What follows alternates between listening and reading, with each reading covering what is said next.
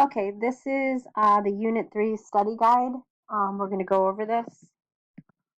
So the first section says, circle the examples of functions. This one, x equals 7, is not a function because it's a vertical line and therefore it would not pass the vertical line test. This next one here, also, if you drew a vertical line anywhere on it, it goes through more than one point. So this is not a function. This last one in the row here, every single one of these inputs has only one line coming from it, so it has exactly one output, so you're going to circle this one. If we go to the next row, this linear equation, it passes the vertical line test, so we're going to circle this one. This mapping diagram, this input has two outputs, so we're not going to circle that one. In these sets of ordered pairs here, if you look for duplicate inputs, there are 2 3s, so we're not going to circle that one. It's not a function. This isn't a function. There are no duplicate inputs. Same, here, there are duplicate 3s, so that's not a function. This one is in y equals mx plus b format. That means it's a straight line. Unless it's a vertical line, we're okay. So this is a function. All of these inputs have more than one output, so not a function. Y equals x. It's in y equals mx plus b format, graph like that. So that's a function. And this parabola also passes the vertical line test, so it is a function. Alrighty, moving on. The next section is graphing each equation. Here we are. So we're going to graph this one. This is our starting point. So we're going to start at -3 on the y. Be careful, some of you were starting on the x-axis. This is our roadmap. Our slope is 4/1, positive, so we're going to go up 4/1. Continue that pattern. And let's do some down here. So we're going to go -4, -1.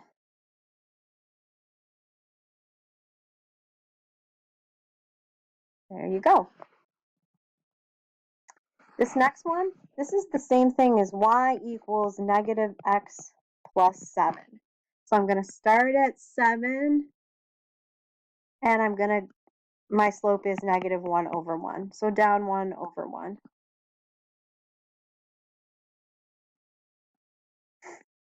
Now I'm going to go up 1, left 1 on the other end.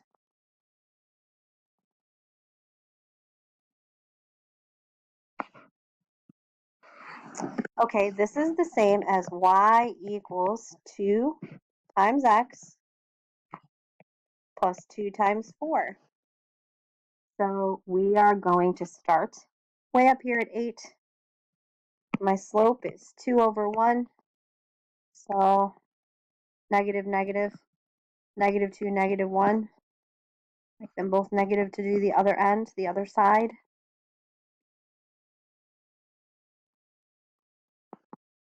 Okay, that's how you do that one. Last one is I'm going to start at -5. That's my y-intercept, which is right there. And my roadmap is -1/3. So if I make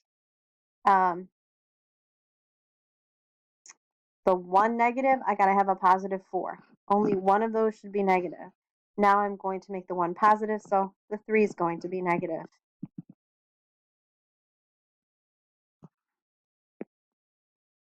Oops. There you go. There's your graphing practice. I feel like it's been a while since we've done that. Next is my favorite part and yours, evaluating the function. Number 1 is f of 3. So we're going to do this one. So f of 3 is equal to 3 squared plus 5. So 3 squared is 9. plus 5, and our answer is 14. The g of 4, so here's our g of x. So our g of 4 is equal to 4 over 3 times 4 minus 6. So 4 over 12 minus 6, which is 4 over 6, reduces to 2/3. The h of negative 2, so we're going to use this one. So I have h of negative 2 equal to negative 4 times negative 2 plus 3 times negative 2 squared minus 2. So I have negative 4 times negative 2 is 8, plus 3, negative 2 times negative 2 is 4. 3 times 4 minus 2. So I have 8 plus 12, which is 20, minus 2, which gives me 18. F of negative 5. So I have negative 5 squared plus 5. So I have 25 plus 5. So I have 30. All right, let's go on to number 5. So I have the f of 2 minus the h of 1, or of negative 1. So let's first find the f of 2.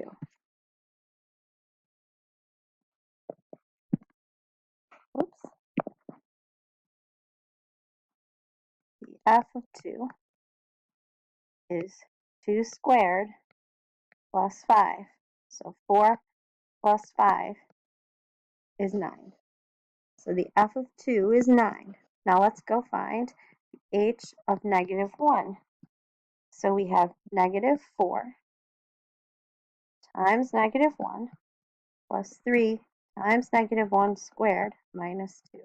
So I have 4 plus 3. Negative 1 times itself is positive 1 minus 2. So I have 4 plus 3 minus 2, which is 7 minus 2, or 5.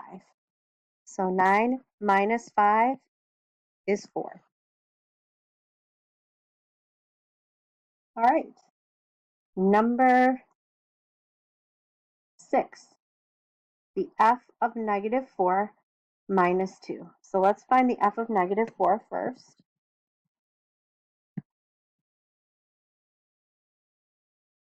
So it'll be negative 4 squared plus 5, or 16 plus 5, which is 21.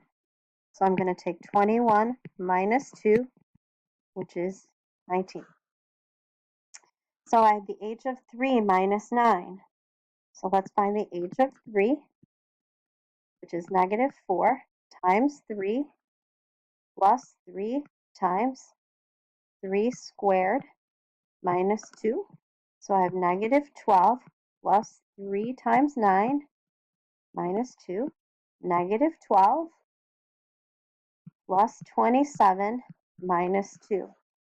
So negative 12 plus 27 is 15 minus 2, or 13. So I have 13 minus 9, which gives you 4. All right, 3 times the quantity of g of 3. So let's find g of 3 first.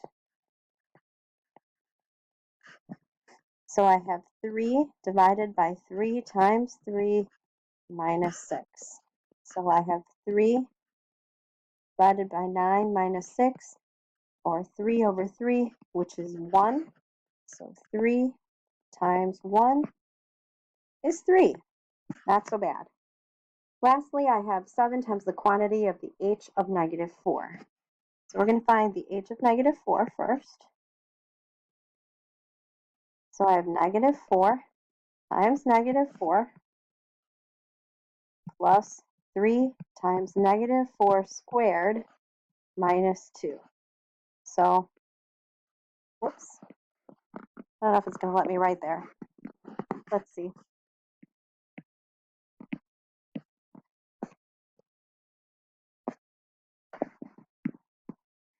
Whoopsie. So I have the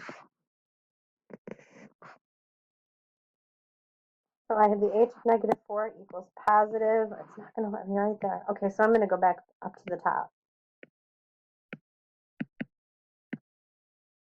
So I'm going to go up here. So I have the h.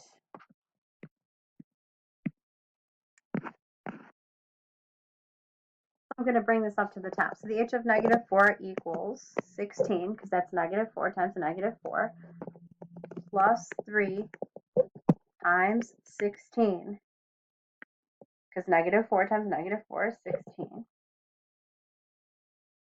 minus 2. So I have 16 plus 48 minus 2.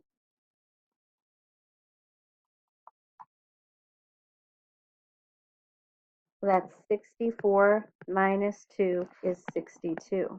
But now we have to go back here, and we'll have 7 times 62, because we're going to plug it in right there. So that's 434. That's the answer to number 9.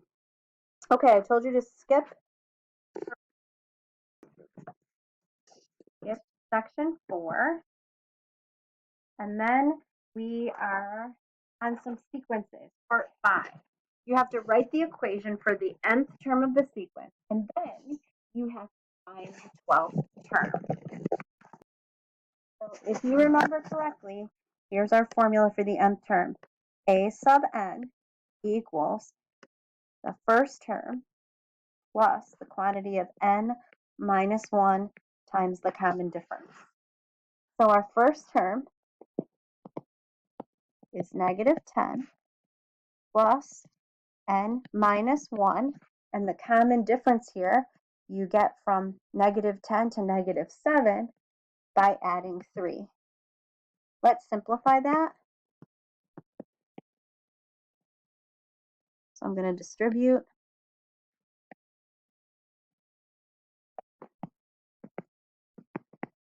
So I have a sub n equals 3n minus 13. So if we want to find the 12th term, we're going to plug in 12 where the n is. So then I have 36 minus 13, which is 23.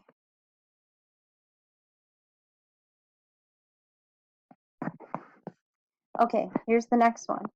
A sub n equals the first term plus the quantity of n minus 1, and the common difference is 10. So let's simplify that. A sub n equals 7 plus 10n minus 10. When I combine these, I have a sub n equals 10n minus 3. Now if I want to find the 12th term, I have 100, or 10 times 12, minus 3. So I have 120 minus 3. So the 12th term is 117. Okay, this last one, we're looking for the formula. So a sub n is equal to the first term, which is negative 3, plus the quantity of n minus 1. So we're going from negative 3 to negative 6, so my common difference is negative 3. So we're going to simplify. Minus 3n plus 3. So my formula is simply, because these cancel out, negative 3 times the number of terms. So if we are looking for the 12th term, my 12th term is negative 36.